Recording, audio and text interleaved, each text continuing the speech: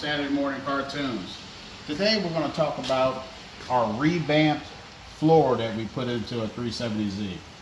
What I did was I took the old floor out. It was a little bit thinner. It was 1/4 inch MDF.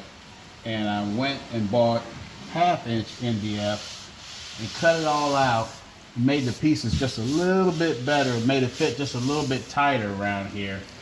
And it came out pretty good. I broke it up into 6 total pieces. So just in case if I ever have to do any work up top with my radio, like say I got to replace the amp, I can just replace the amp real easy and then put the floor back in here. Or if I have to get underneath here or this side right here, if I'm doing the battery relocate and put the battery over here, I don't have to take the whole floor up in one big piece. I can just pull a part up and getting access to everything at the floor of the car. Eventually, we're going to do an air ride. That's another reason why I went with the 1/2 inch, to be a little bit stronger. So I'm going to mount the Ride Tech Specialties AirPod right here.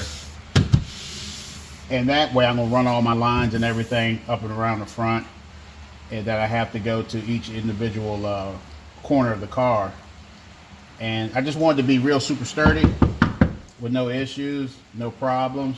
And also we're going to take, I got some suede or fake Alcantara coming, and I'm going to wrap all of my MDF in the wineberry color to try to match what I have going on with the strut bar in the back and my wheels. But everything should kind of fall into place.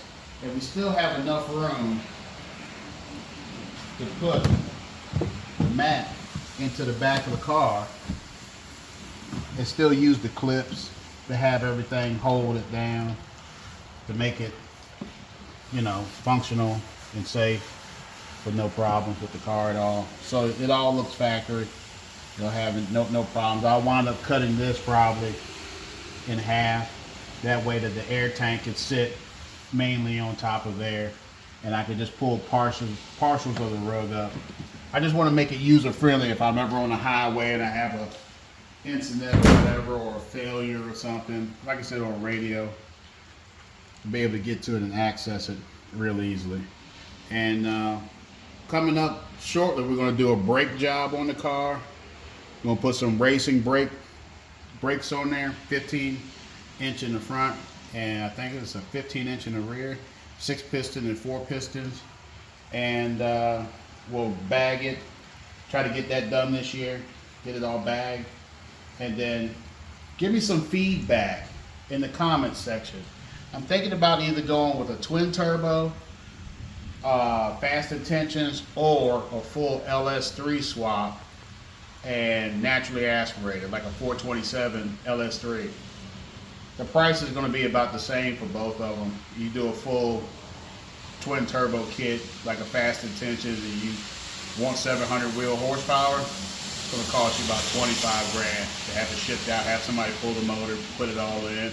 Even 8 AM, about the same price. Might want to throw some rides in there while you're at it. Or be totally exotic and put like a Blueprint Engines LS3 Stroker 427 in there.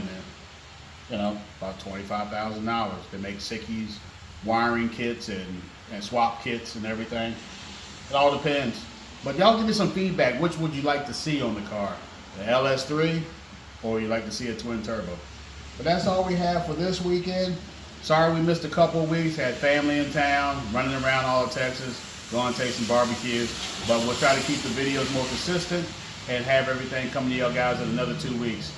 Once again, if you hit the like button, I appreciate it. Like, subscribe, share, and tell all your friends about the channel. Y'all have a great day.